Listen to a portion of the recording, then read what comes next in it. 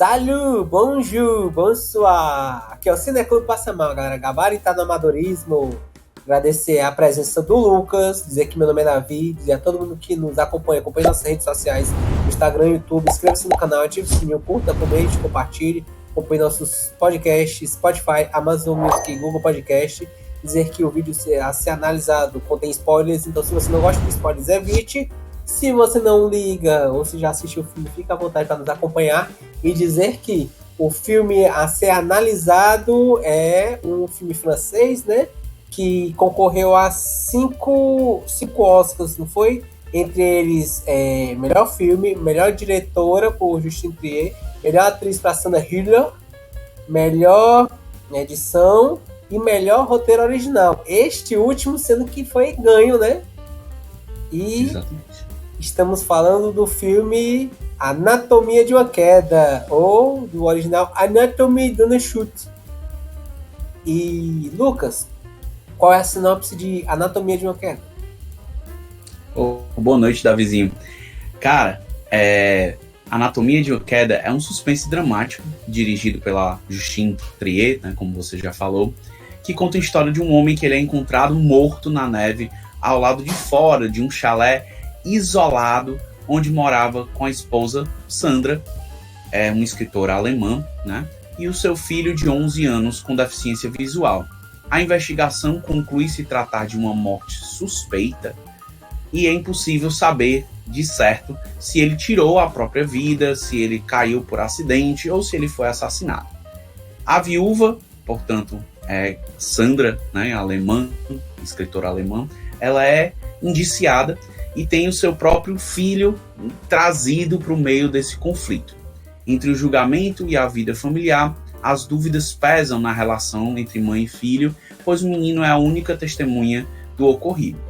Com estreia mundial no Festival de Cannes em 2023, né, e no Festival de Cinema Varilux no Brasil, o longa recebeu o prêmio Palma de Ouro e recebeu também, né, aí, como o Davi já falou na introdução, um Oscar pelo melhor roteiro original. Lucas, qual é a sua análise sobre o filme Anatomia de uma Queda? Davi, eu achei um filme muito interessante, muito intrigante, né? Ele é um filme que gira em torno desse mistério bastante intrigante, né, que a gente é colocado, que quem matou aquele cara, né? Ele morreu, realmente foi um deslize, ele deslizou e caiu, ele realmente se jogou porque ele estava depressivo, né? Ou foi a mulher realmente que matou ele, né? Então a gente começa a se, como espectador, né, se meter no meio desse caso, no meio desse julgamento, em que são jogados diversos elementos para a gente, né, para a gente tentar montar esse quebra-cabeça, né? E uma opção extremamente inteligente, interessante do roteiro, né, e da montagem do filme é no sentido de que ele não nos dá uma resposta, né? A gente termina o filme sem saber uma resposta sobre a nossa pergunta acerca de quem matou, né? Ou se foi ele mesmo que se matou, ou se foi a mulher, né, que matou o Samuel, né? Mas a gente vê que ao longo do filme essa vira até uma questão secundária, né? Porque a oportunidade que esse filme nos dá é para pensar sobre o processo judicial, sobre a verdade, sobre como nós julgamos as pessoas, inclusive na nossa vida, não só em um processo judicial, né? E como a verdade é uma coisa, às vezes, muito frágil, né? E, às vezes, como o Daniel, né, que é o menino de 11 anos com deficiência visual, às vezes a gente tem que decidir a nossa verdade, né? Então, a gente tem que decidir qual é a verdade pela qual a gente vai viver, porque as coisas nem sempre, na verdade, na maioria das vezes, né, as coisas não são claras, a gente sempre fica uma dúvida, fica uma peça do quebra-cabeça, e e existe sim na nossa interpretação do que é a verdade, do que é o mundo, do como a gente escolhe viver, né? A gente tem sim um momento que a gente às vezes tem que decidir, né? Então, assim como a gente viu que ao final do filme, né, o Daniel decide que ele vai entender que a sua mãe é inocente, né? É uma decisão, a gente passa pela decisão dele, né? E a gente vê o crescimento ali, a imensa maturidade que aquela criança, né, de 11 anos que passou aí desde do seu acidente, né, com 4 anos de idade, e ela assume ainda mais a questão durante o julgamento, né? Você vê que ele fala com a juíza, né? Ele diz que ele quer se manter no julgamento. A argumentação dele ali é melhor do que muita argumentação do que muitos advogados que estão, né, ali no tribunal, né? Ele é perfeito, tanto que ele, né? A juíza, beleza, se você quer, você já argumentou, você vai poder assistir o julgamento. E esse fato dele assistir o julgamento deixa ele naquela corda bamba, né? Tem uma hora que ele acredita numa versão, tem uma hora que ele acredita em outra, ele é jogado para um lado e para o outro com aquele dilema, né? Minha mãe, será que a minha mãe matou meu pai, né?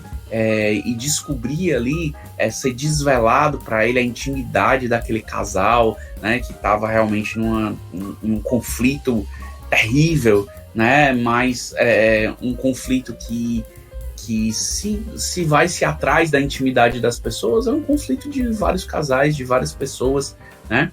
E o como é injusto, né? E um processo judicial em que você julga a vida de uma pessoa por um momento, né? Por uma fração, você generaliza tudo aquilo. Se você naquele dia você deu um grito naquela pessoa, é porque você é violento, você é isso, você é aquilo, e atrás disso vem diversos rótulos, né? E esse rótulo aqui, você passa a ser essa pessoa, você vai julgado, vai ser uma pena, né? Por aquele momento, né? E que não necessariamente, obviamente, quando a gente julga crimes, a gente julga momentos, né, da realização do crime, mas a gente não tinha como julgar o momento da realização do crime naquele julgamento ali, né? Porque não se tinha prova nenhuma, né? Então foi se julgar a vida do casal, a vida a dois, né? E como eles se sentiam em relação ao outro. We didn't necessarily agree, but we had things to tell each other. É interessantíssimo quando o psiquiatra do falecido, né, do Samuel, vai depor e ele diz, não, é porque você fazia isso, você, né, acusando a Sandra, né, você castrava ele, você não deixava ele ir atrás dos sonhos dele, né, aí ela diz uma coisa muito interessante, né, se eu fizesse terapia e o meu terapeuta estivesse postando aqui, ele diria para você exatamente o contrário. If I'd been seeing a therapist, he could stand here too and say very ugly things about Samuel, but would those things be true? Né? Porque, obviamente, a realidade e a verdade, ela é uma verdade que jamais ela é sem perspectiva, né? Eu só tenho e eu só construo as minhas memórias através da forma como eu capto o mundo. E eu só capto o mundo através dos meus olhos, da minha experiência, né? Do meu modo de entender as coisas. E esse meu modo de entender as coisas, ele tem a ver com toda a minha experiência de vida, com todos os meus sentimentos, com tudo, né, que é extremamente singular, né? Na verdade é único, né? Então essa minha visão de vida, ela não pode ser generalizada para dizer o que essa pessoa pensa sobre aquela outra pessoa agora vai passar a ser a verdade e todo mundo tem que ver essa pessoa sob o prisma, né, determinado. Então isso é muito interessante, né? Porque o julgamento passa a girar em torno disso, né?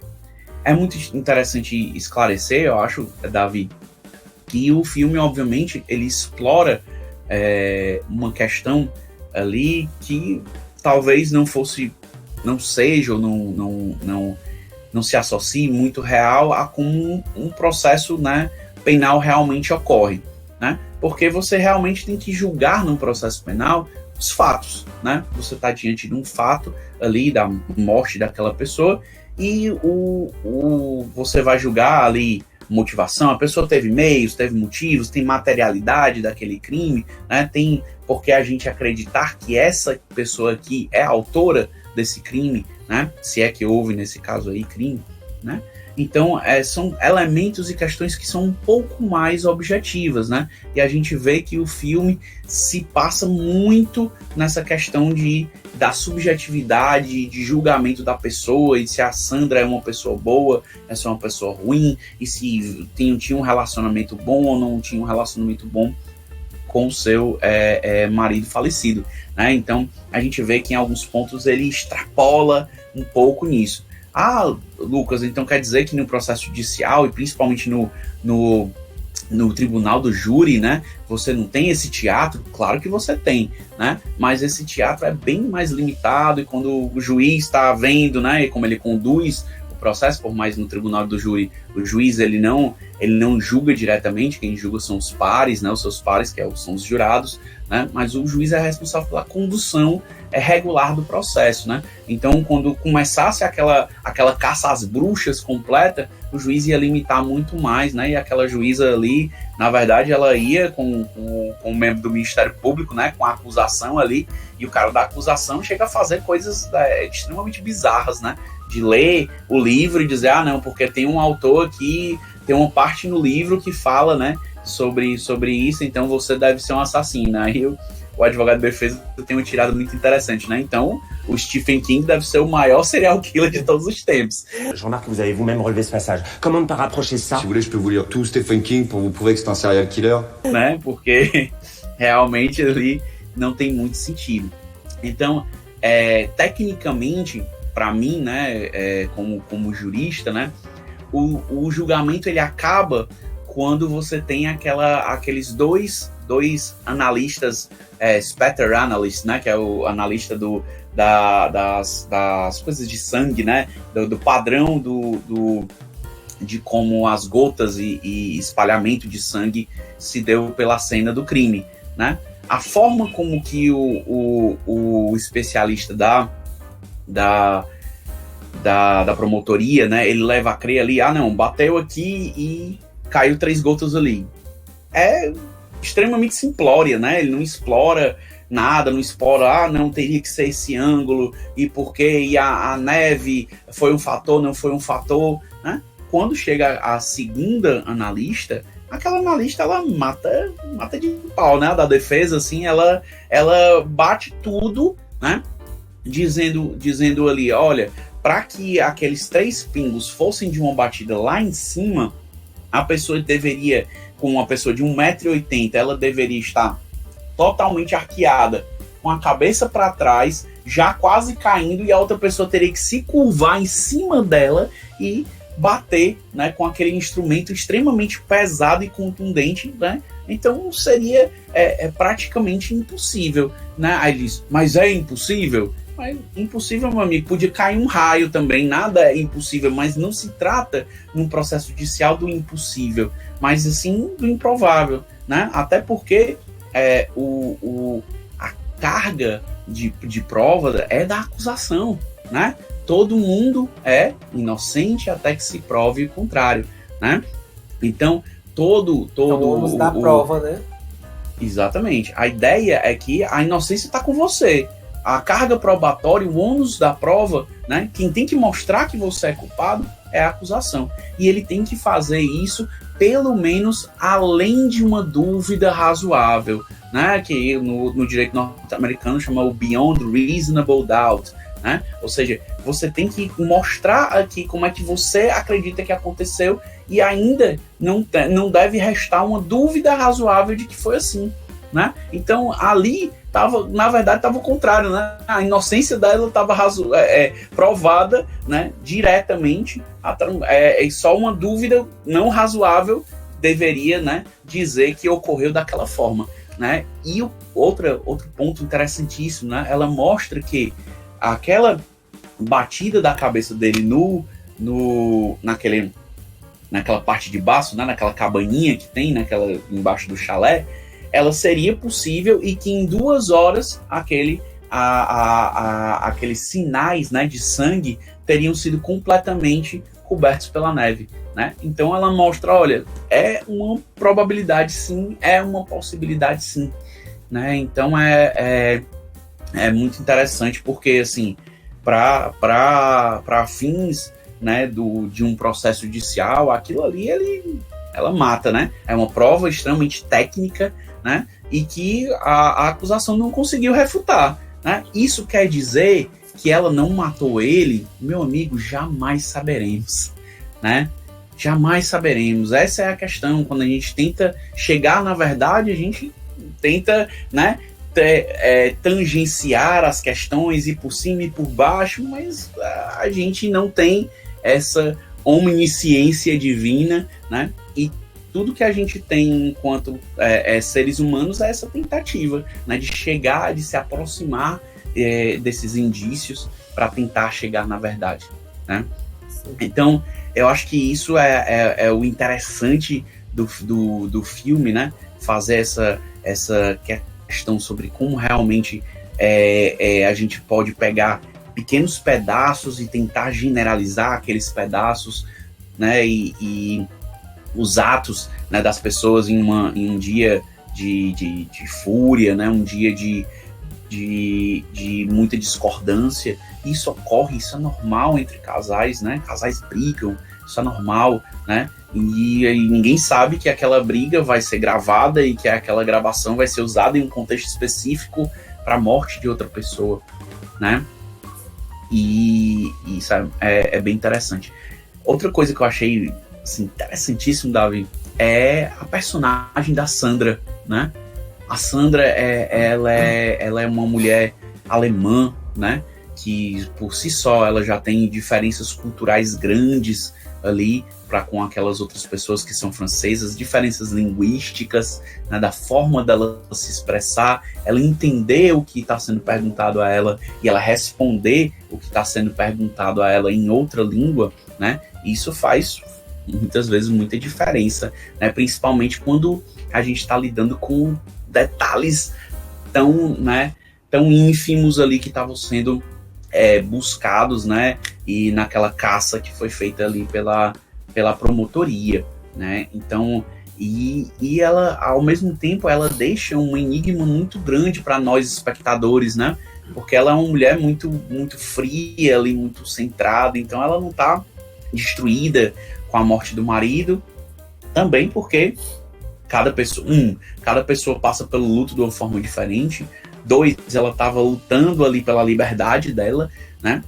E além do mais, ela estava ali com uma pessoa que ela já estava extremamente desgastada, né? Desgastada aí por 7 anos de que ela estava vivendo com uma pessoa que depois dos 7 anos, por causa do que o menino teve um acidente com 4, né? Então imaginava que eles ainda tinham uma vida feliz ali, normal, e depois desses 7 anos ela estava vivendo com uma pessoa depressiva, que estava se sentindo extremamente culpada pelo acidente do filho, que estava frustrada completamente pelo seu trabalho, né? Que, Lucas, isso faz dele um crápula, uma pessoa terrível. Não, uma pessoa extremamente humana, extremamente normal. Poderia ser eu, poderia ser você, em algum momento da nossa vida, né? Mas calhou de ser o momento da vida em que ele ou se suicidou ou ele escorregou e caiu, né? Como muito provavelmente ele escorregou e caiu, né? Porque ela diz, né? Muitas vezes é muito interessante que a própria defesa, ela vai fazendo e tentando pintar, né, o Samuel como esse cara extremamente depressivo, com certeza ele se matou, e ela diz, esse não era ele. Ou a terceira hipótese, né, Lucas? Ou que ele tenha sido assassinado e a gente também não sabe dessa hipótese, né? Existe exato, né? Exato, dentro da possibilidade, né, do impossível, não é impossível, né? Mas é improvável? É bastante improvável, né? Porque teria-se alguma outro prova física de uma entrada de outra pessoa ali, alguma coisa na neve, né? Alguma coisa de um carro saindo, pegada de uma pessoa, enfim, alguma coisa teria, né? Mas esse não é o ponto, né? Essa questão interessante né, dela querer proteger a imagem, né, dele. Então eu realmente acho que ele caiu, né? Ela fala isso, né? Eu realmente acho que ela caiu. E assim, por que ela não pode seguir com isso? Porque o processo, às vezes, não é sobre verdade, mas sim sobre a verdade que você consegue provar ou a verdade que você consegue convencer alguém que ela tem verossimilhança, né? Então, a ideia ali, então, quando que tem aquele primeiro encontro, né, dela com o advogado vai, abre a janela, né? Parecida com essa janela que tem aqui atrás, né?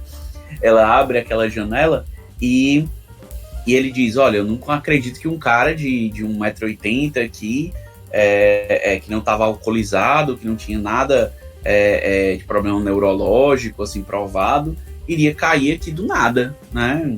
Será que ele teve um mal súbito e caiu? É difícil provar isso apenas com autópsia, né? Mas ele diz, olha, não dá para acreditar nessa história. Eu não acredito nessa história, né? O advogado fala. Então, quanto mais o júri. Então, a gente vai... aí, quando ela fala dessa questão, olha, 6 meses atrás, eu lembro que ele tinha tomado uns medicamentos, assim, e pode ter tentado um suicídio lá ingerindo, né, um excesso de medicamentos.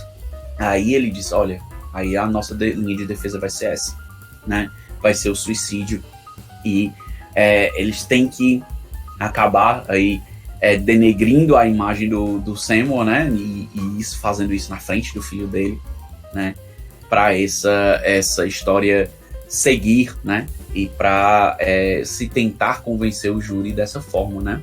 E quem convence o júri é o Daniel, né? Quando ele faz a escolha dele, né? Aquela conversa que ele tem com aquela acredito que é um oficial de justiça ali que fica acompanhando ele, né? E quando ele fala para ela, olha, como é que a gente faz quando a gente tem dúvida, né? Se a gente não sabe se é uma coisa ou se é outra. Ela diz, a gente escolhe. Aí ele diz, quer dizer que então que a gente vai viver numa mentira? Aí não, a gente escolhe e a gente decide qual vai ser a nossa verdade. E isso e viver numa mentira são duas coisas diferentes. Isso esse para mim é o diálogo do filme, né? Esse aí, pra mim, o Oscar do roteiro lá, ele veio assim nessa hora, porque é uma tirada, é uma coisa, que você fica pensando, né, sobre aquilo, puta que pariu, né? Assim, caramba, o quanto a gente fica pensando nesse tipo de momentos, né, da nossa vida, que às vezes a gente tem que decidir, né, o que é que a gente vai acreditar. E a gente faz isso todo dia, né? E o Daniel decide, e todo aquele diálogo que ele tem, é muito interessante a montagem do filme, né? Porque várias vezes antes do filme, ele já mostrou alguma coisa na tela, e mesmo que ele tenha mostrado, não significa que aconteceu, né? Ou seja, eles mostram a hipótese dele ter se jogado, né? E batido a cabeça lá e caído, mostram a hipótese como se a Sandra estivesse lutando com ele, batendo nele, né? Ou seja, ele já preparou a gente ali, ó, dizendo, olha, só tem uma verdade dessas duas, né? Mas eu tô mostrando as duas em tela aqui para você. Então não quer dizer que o que eu mostro em tela é como um flashback, né? É porque isso efetivamente ocorreu, né? Então ele tem aquela conversa interessante que ele relata, né? Que seria aquela conversa que ele teve sobre o cachorro, né? Uma hora ele vai ficar velho, uma hora ele vai morrer, e pode acontecer, né? Aí ele diz, eu acho que ele não estava falando do cachorro, ele estava falando talvez dele mesmo, né? E aí fica bem claro no filme que aquela testemunha, aquela coisa que ele falou ali foi determinante para o julgamento de absolvição da mãe dele, né? E depois, quando a mãe volta para casa, é muito característico, né? Que a mãe abraça ele, e ele que acolhe a mãe, né? Ele fica aqui com a mãe nos braços, e ele fica fazendo carinho na cabeça dela, né? No mesmo canto que teve a pancada, tu percebeu? Muito, muito interessante isso, exatamente. Isso aí me deu um ponto de vista assim pra... Ele sabia onde era a pancada? Ele percebeu quando ele tocou? Porque eu não lembro dele ter tocado. Não sei se isso foi uma tática mais do filme, né? De ou causar se... um suspeito, talvez, né? Isso. Mas é ele que chegou ao corpo, né? Primeiro, ele que encontrou o corpo, então supostamente ele conseguiu ver, né? Ele sabia daquilo. Mas o mais interessante é essa... Conseguiu ver. É verdade, né? Mas ele tateia, né? Eu imagino que ele...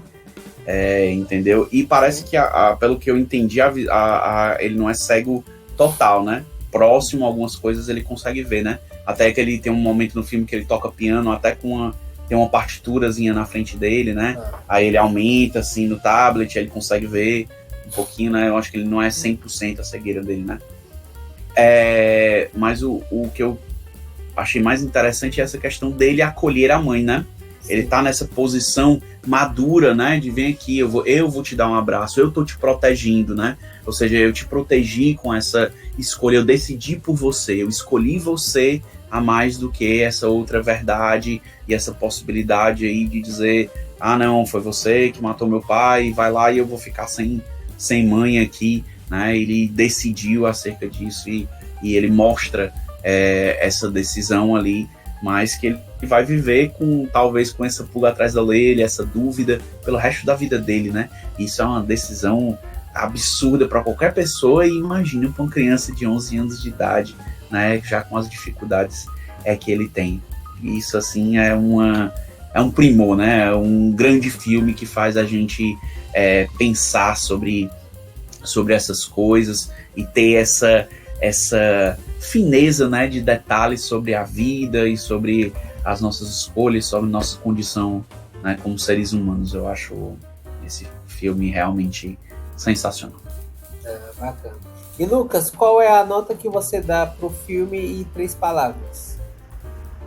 Bom, ele é um filme nota 10, assim, eu não consigo perceber imperfeições no filme, então seria, assim, completamente aleatório, né? Eu baixar qualquer nota, porque para mim, para a proposta de filme que ele se colocou, ele vende completamente, né? E eu sou uma pessoa que gosta de histórias envolventes, né? Em um tipo desse filme. Não é um filme que é para efeitos especiais nem nada do tipo, né? Então ele se galga no roteiro, e o roteiro é sensacional, né? E a filmagem, o ritmo do filme, ele te deixa me deixou, né, completamente imerso. Então, assim, eu não tenho o que tirar desse filme, certo? E como 3 palavras, eu diria, primeira, verdade. Verdade é uma palavra que gira em torno disso. Sentimento, né, e decisão. Acho que são essas três questões aí que são centrais aí do filme, e que te guiam, né, sobre essa jornada humana do que é interpretar, do que é decidir, né? É isso. E Lucas, você indicaria Anatomia de uma Queda? Sem dúvida. Ele é um filme sensacional, né? É um filme que, em uma primeira camada, ele pode ser simplesmente um filme de julgamento, né? Em que você pode simplesmente, na primeira camada, ficar intrigado para saber, e aí, ela matou, não matou, né? Até quando acabou o filme, eu tava assistindo com minha esposa Bianca, e aí, ele matou ou não matou? Aí eu disse, olha, amor, o ponto do filme não é esse, né? Essa talvez seja a primeira camada do filme, mas o ponto do filme, ele quer te levar nessa jornada para você tentar raciocinar sobre outras coisas, né? Saber se ela matou ou não matou, a gente nunca vai saber, como nunca se sabe, na verdade, né? Porque a gente nunca tem na nossa vida, né, um narrador onisciente para mostrar as coisas pra gente, então a gente sempre fica na dúvida, e eu achei isso sensacional, então eu recomendo para todo mundo, né, esse filme aí. Então quem quiser ficar nessa primeira camada, eu acho que o filme ainda vai ser um filme legal, mas ele te dá muita possibilidade de ir nessas outras camadas aí sentimentais, interessantes, que cada vez que eu vi o filme, eu ia pensando em outras coisas, e é um filme que vai te assentando, né? Com o tempo, um dia, dois, você vai pensando, olha, tal coisa, e é um filme até para se rever, né, outras vezes e pegar nessas outras camadas e outras minúcias. Sim, Lucas, eu vou te trazer a pergunta lúdica, certo? Certo. A gente viu que o Anatomia de uma Queda, ele é um filme de perspectivas, né? Perspectivas. E assim, além, mesmo o filme não se tratando no julgamento, né, de que não se trata da verdade, mas dos elementos que consigam corroborar para no final conseguir convencer um júri para isso, correto? Sim. Mas a minha pergunta é individualista. Para você, o que aconteceu com o personagem, né, o Samuel, não é isso?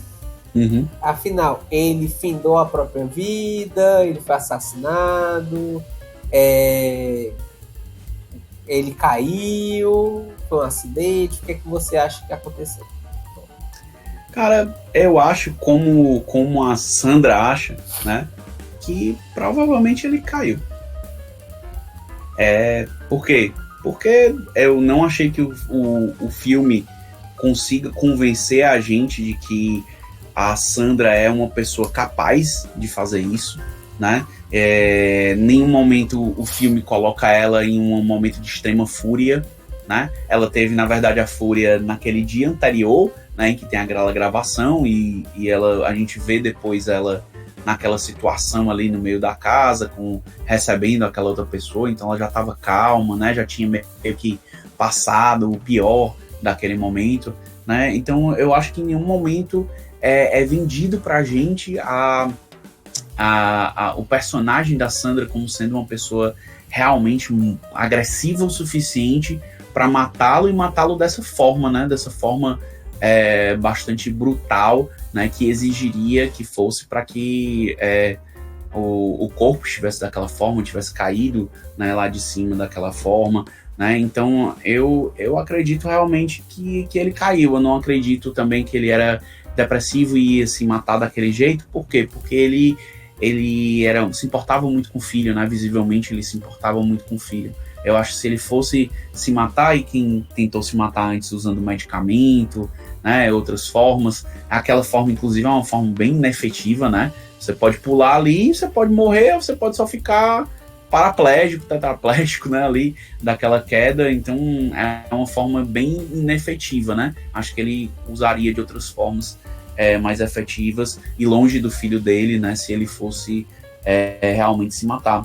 Então eu acho que efetivamente foi uma fall, né, uma queda, né, como diz o nome do filme. Talvez isso seja uma pista, né, que o autor deixou pra gente, né? Você não é uma queda ali, pelo menos assim no português, né? Quando a gente fala de queda, fall, né? A gente tá colocando ali uma queda espontânea, né? É um acidente, né? Então não é um empurrar, não é um assassinato, né?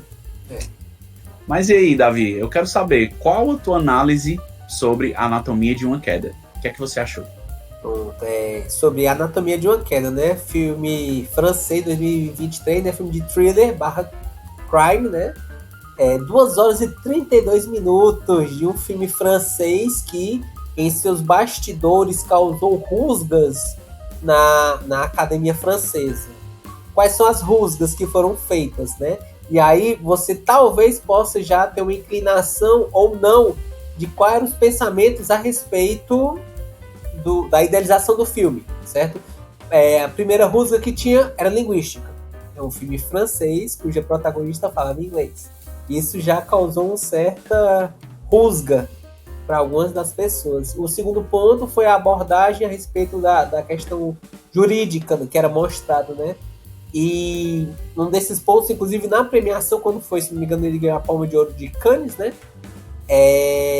E a Justine Triet, ela é uma das roteiristas. E se eu não me engano, ela falou algo do tipo: vocês estão percebendo que isso aí é uma história contando sobre uma pessoa que tirou a própria vida, né? Ela usou aquela palavrinha específica que eu não acho interessante falar, não abordar, mas ela fala, vocês perceberam que isso é uma história sobre uma pessoa que se findou, né? Então, assim, até isso foi feito em debate, né, em off, né, com alguns dos nossos membros, será que isso aí não é uma definição dela chegar, enquanto o roteirista dizer, ó, então isso aqui não foi um acidente, ele realmente fez isso, né? Mas a abordagem que disseram que não, porque uma vez lançado o filme para os espectadores, cabe aos espectadores terem suas próprias interpretações, né? A questão das teses, né? De como o filme influencia você, né? Enquanto a observância dos sentimentos, enquanto você influencia o filme no sentido de dar um significado para ele, certo? E aí essa troca que acontece normalmente no filme. Sobre o nome Anatomia de uma Queda, eu acho interessante porque ele é dúbio também no sentido de que pode ser a queda dele ou pode ser a queda dela. A queda dela que no filme você pode observar que ela é uma escritora, ela começa sendo entrevistada, diz que ela é uma escritora que tem sucesso, e além disso ainda está em ascensão, e há uma queda exatamente pela questão de que ela está sendo julgada. Ela tinha, de certa forma, uma vida confortável. Embora não esteja no país dela, né? Ela estava galgando sucesso. Ao ponto que o marido não conseguia fazê-lo, né? Isso causava um incômodo para ele. E a queda exatamente nessa questão do tribunal, né? De ter toda uma queda, de ter toda uma forma de, enquanto a promotoria querer atacar a imagem dela, né? Para pôr essa situação de que, olha, pela situação dela, pelo fato de, eu vou dar um exemplo, né? Uma das coisas para abordar, pelo fato de ser bissexual, ela pode dar em cima de qualquer mulher que ela converse. Então, assim, não é pelo fato dela ser bissexual que ela vai dar em cima de todo homem e toda mulher. Então, isso aí já é um exemplo que eu posso dar de uma rusga que acontece nessa situação e que causou um dissabor também nessa questão jurídica. A respeito do filme, né? Alguns pontos e curiosidades, né? Trazer a questão dos bastidores e até curioso a questão dos nomes, né? Por exemplo, trazer não necessariamente nessa ordem de quanto aparece, né? Mas, por exemplo, no elenco tem o Swans Arlaud, né? Que é o Vincent, que é o advogado, né? Da Sandra. Tem a Sandra Hiller, né? Que é a atriz. Excelente atriz, por sinal, concorreu, né? A melhor atriz, que faz o papel da Sandra. Tem o personagem que faz o marido dela, que é o Samuel Tays, que o nome dele é Samuel também. Aí tem o Milo Machado Graner, né? Que é o garoto, que não se chama Milo, viu? Se chama Daniel. Ela deu uma criatividade nessa hora aí de escolher o nome, né? E o melhor ator de todos do filme, né? Que é o cachorro, que é o Messi, que não tem nome. Lá é só o cachorro mesmo. Não se tem batizado o nome lá do cachorro. Mas enfim, muito triste fazerem isso, não darem o nome pro melhor ator do filme, né? Mas assim, brincadeiras à parte, né? O que eu posso também dizer a respeito do filme é que eu achei interessante a abordagem de como o filme ele apresenta, né?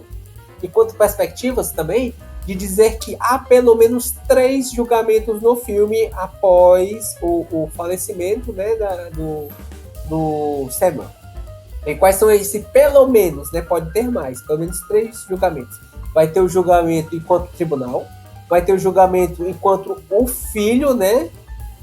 Que é o Daniel. E o terceiro é o nosso julgamento enquanto espectadores. Porque esse filme, ele coloca o espectador como, vamos dizer, de uma certa forma, parte do júri dessas conjecturas que a gente tem de, mas será que ela matou ou não matou? Será que foi um acidente? Será que foi um assassinato? Será que ele findou a própria vida? E aí o filme vai trazendo elementos e que no final, como você mesmo disse, né, ele não os entrega. Porque o filme ele trata de uma situação de perspectivas. Inclusive, eu acho muito interessante um dos pontos de que tem a gravação, né? E essa gravação, eu acho que é uma das grandes cenas do filme que aparece. E sabe aquele texto que ela aparece, que ele reclama sobre ela e que ela vai falando sobre a vida? Eu não fiz isso com você, você fez isso com você. You're not sacrificing yourself, as you say. You choose to sit on the sidelines because you're afraid. Na verdade, isso aí é que a diretora, que é a Justine Triet, ela pensou nesse texto como uma resposta a um trecho de um outro filme que é História de um Casamento. Na História de um Casamento, o personagem, o protagonista, né, que é pelo ator Adam Driver, ele faz uma crítica e tudo mais à sua cônjuge, e a Justine Triet pensou como é que eu poderia colocar um texto, né, que pudesse responder à altura, né, porque ele achou a personagem passiva naquela história. E aí ele pensou, vou criar um texto aqui e vou colocar no filme. E aí a Sandra Hüller traz todo aquele texto, e é até interessante, alguns críticos fizeram, de encaixar o que ele fala e a resposta da personagem da Sandra Hüller, né, no caso a Sandra, que ela responde toda essa questão. Então, assim, é uma resposta muito bem legal, muito bem dada. E sobre a atuação também, a Sandra Hüller, né, gigantesca nesse filme, e inclusive estava em 2 filmes concorrendo ao Oscar de melhor filme, viu? E vai mostrando tanta versatilidade dela, porque assim, em Anatomia de uma Queda, ela é uma personagem, ambos ela é uma personagem alemã, só que nesse é um filme francês, onde ela é uma personagem alemã que fala inglês. No Zona de Interesse, que é o outro filme que ganhou o Oscar de melhor filme internacional, ela é uma personagem alemã, ela fala alemã, só que o filme é inglês. Então, assim, mostra o quão cosmopolita ela é, né? Essa situação, e são 2 atuações diferentes, vamos dizer assim, que mostra que ela é bem versátil nessa atuação e ela é muito boa, assim. Eu acho que o Oscar, nesse sentido, né, de indicados, trouxe uma lanterna muito grande para ela, né, para poder conjecturar outros papéis, mostrar a grande atriz que ela é. Eu não conhecia, né, ela, e eu não a conhecia, e acho assim, vou prestar mais atenção, né, nos próximos papéis dela, assim, porque eu fiquei bem impressionado. Então, sobre essa questão do filme também, né, de quanto perspectivas, eu acho bem interessante também, em alguns dos pontos que são mostrados também, a grande atuação. Eu digo assim, né, eu fiz brincadeira na parte de dizer que é o melhor do filme, mas eu acho bem surpreendente a questão da atuação do cachorro, né, que é o Messi, né, que ele tem uma cena lá do qual o Daniel, ele tenta fazer uma experiência, né?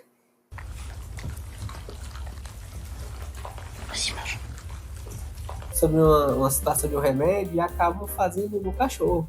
E aí é uma cena bem angustiante, assim, e eu não sei como foi feito esse treinamento, mas o cachorro é angustiante a cena, né? Pra quem viu, pra quem tem um animalzinho, um pet, né? É uma cena meio complicadinha. Mas sobre os outros aspectos também que são apresentados no filme, algumas quebras de expectativas também que são apresentadas na própria atitude da personagem da Sandra, por exemplo, em toda essa situação, de todo esse dissabor que é apresentado, ela fala que aquela gravação, ela não representa o marido dela. O marido dela, em vários momentos, ele foi brilhante, eles mesmo ele tendo alguns momentos de crise, ele ainda tinha uma certa relação, um certo companheirismo, então ela não queria, vamos dizer assim, abalar a imagem dele, sabe? Nesse sentido. Uma segunda expectativa era você vê que normalmente ela pode estar chorando, e uma das cenas ela tá rindo, porque ela tem essa situação de que eu devia estar chorando nessa situação e eu não tô, né? Eu não sei como lidar. E um terceiro aspecto é a questão quando ela volta para casa, né? Quando finalmente ela é inocentada no tribunal, o filho consola ela, só que ela fica meio assim de falar com o filho, né? Finalmente tem essa situação da forma como você lida com o luto, né? De toda essa situação de, meu filho, que bom que você tá aqui. Não, ela é um pouco mais reservada. E por fim, a última cena, se eu não me engano, que ela se deita onde normalmente ela se deitava, né? E o cachorro vai lá se deitar ao lado dela. Que normalmente era um canto que às vezes ela se deitava e o marido dela deitava do lado. Então a representação de que, até umas conjecturas dizendo assim, talvez o marido, a minha representação do cachorro, estivesse lá para consolar ela. Talvez o cachorro fosse o mais companheiro de todos, porque ele estava ali pelo garoto e por ela também, né?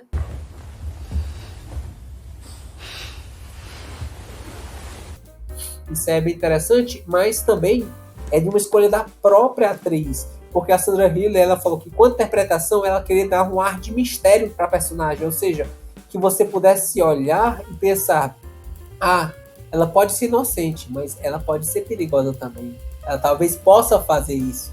E isso está nos detalhes da atuação dela, de que muitas vezes ela não é uma pessoa que ela é abalada, ela treme, ela chora, não. Ela é uma personagem que às vezes ela pode ser dura, às vezes ela pode ser distante. E isso são percepções que você pode ter enquanto você vê a atuação dela. Que ela não cai nesses clichês, que normalmente esses tropos cinematográficos que são colocados. E isso é um dos pontos que eu achei legal, achei interessante. E que colocou, inclusive, a gente tem a gravação do Aposta do Oscar, né? Que eu falei que, antes mesmo da gravação do Oscar, que seria a categoria mais difícil de todas, porque mesmo só dar uma dica enquanto normalmente quem ganha, costuma ganhar as apostas, né? Normalmente quem ganha o sindicato dos atores costuma ganhar o Oscar de melhor ator, melhor atriz. E só que tem um porém, tem um pulo do gato. Normalmente eles entregam essa premiação para atores americanos. A Sandra Hüller é uma atriz alemã. Ela possivelmente não ia ganhar. E aí ela poderia concorrer por fora. E o fato de ter 2 filmes indicados a melhor filme, talvez tivesse uma indicação, uma leve indicação de que, talvez ela ganhe, né? Mas de qualquer maneira, mesmo com o fato dela ganhar ou não ganhar, né? No caso ela não ganhou, não tira o fato de que a atuação dela é excelente, muito bem feito, um roteiro excelente também, ganhou inclusive o Oscar, né, de melhor roteiro original. E para encerrar, né, não me estender tanto a respeito do filme, eu digo que é um filme que me fez refletir, me colocou nesse aspecto de júri, né, enquanto espectador, de conjecturar. Mas é como você mesmo disse, Lucas, o filme ele não se propõe a te entregar a verdade. Ele se propõe a você ter uma experiência de que, de certa forma, enquanto julgamentos e enquanto uma percepção de que, sendo ela inocentada, sendo ela culpada, a vida vai continuar seguindo. Mesmo que a gente não consiga todos os elementos que consigam entregar esse fato, a vida vai seguir. E é isso que, para mim, é o final do filme, né? De que finalmente ela pode deitar, se descansar, o cachorro ao seu lado, né? Para poder descansar, e os créditos passando, né? O crédito não dá um fade out e os créditos passando. Os créditos passam porque a vida passa enquanto os fatos vão ocorrendo, né? E para encerrar minha análise, né? Digo que minha nota para esse filme ele é um 8. Eu acho que uma das poucas coisas, mas isso é mais pessoal meu, que me tiraram um pouco a questão do andamento do filme, né? Que ele não é um filme acelerado e tá tudo bem, não é para ser, porque o filme exatamente ele precisa desse tempo para você poder maturar sobre a questão, sobre as ideias, sobre o filme que ele não trabalha tanto com a trilha sonora, e muitas vezes a trilha sonora te ajuda a esboçar essas emoções, e isso é um dos pontos que eu achei interessante. Por quê? Porque a trilha sonora, ela, enquanto elemento, né, ela tenta te ajudar a trazer esse sentimento. Boa parte do filme ele não traz esse elemento de sonoridade. Talvez no início, quando tem aquela questão da música, que é o Candy Shop, que é uma música, se você pegar a letra, é uma música machista, né? Ele colocou ali possivelmente para poder incomodar a Sandra, né, o marido. E fora isso, em outras partes do filme, tribunal e outros aspectos, você não vê som. Por quê? Porque ele deixa neutro. Ele quer que você, espectador, tire seus próprios julgamentos com base nos elementos que são apresentados. Certo? Então, para mim, retornando, minha nota para esse filme é um 8. E minhas palavras para esse filme são julgamento, que é boa parte do filme, né? Perspectivas, né? Que são enquanto os personagens que são apresentados e a gente enquanto espectadores, e mistério, porque o filme ele traz sempre um ar de mistério que vai do início até o fim. Porque ao não entregar uma conclusão, o mistério continua. Certo? A gente, enquanto espectadores, enquanto filmes, né, de mistério, a gente espera que o mistério seja solucionado. E isso é uma expectativa nossa, não necessariamente uma obrigação. E tá aí a Justine Trier para mostrar isso. Eu não sou obrigada a te entregar esse mistério. Né? Então são essa minha análise, né, de Anatomia de uma Queda. E aí, Davi, você indica a Anatomia de uma Queda para quem estiver vendo esse vídeo? Olha, eu indico para pessoas que querem ter uma experiência de um filme francês cujo mistério, né, e os elementos, eles quebram expectativas. Ele não é um filme acelerado. Você vê que, assim, normalmente que eles falam de filmes europeus. Filmes europeus, as pessoas brincam dizendo que são os filmes arte, né?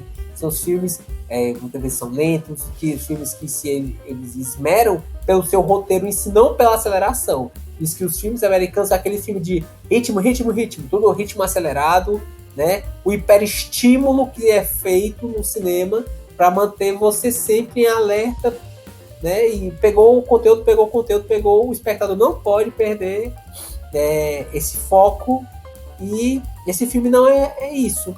E ele também, como eu mesmo disse, né? Essa questão do mistério. Se você... Eu acredito que tem algumas pessoas que vão olhar e dizer, não gostei, porque não disse o que era.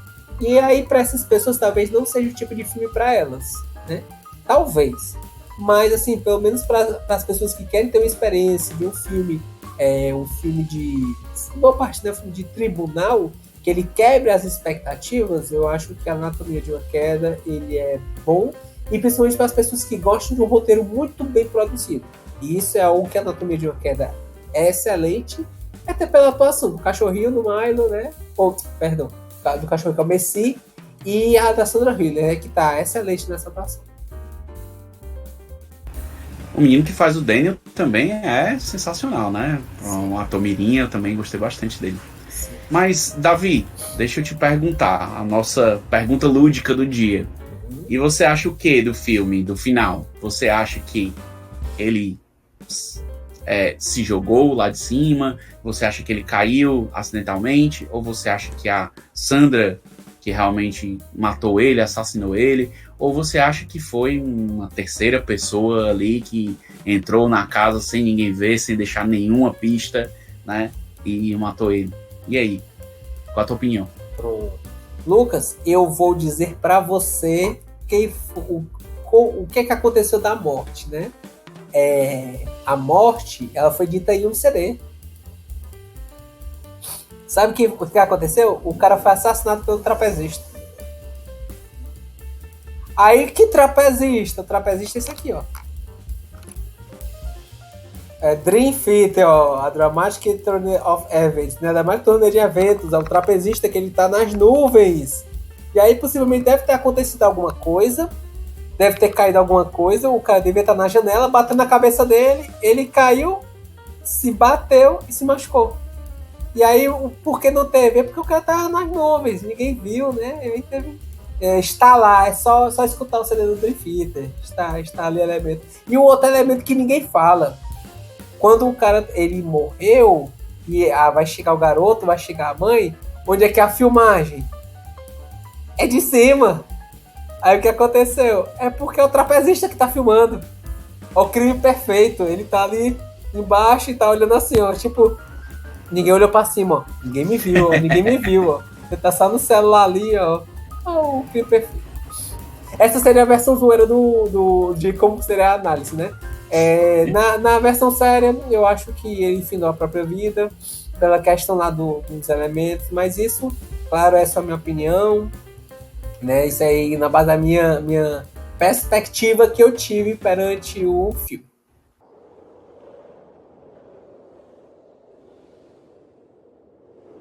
Vamos encerrando, né, a análise de Anatomia de uma Queda.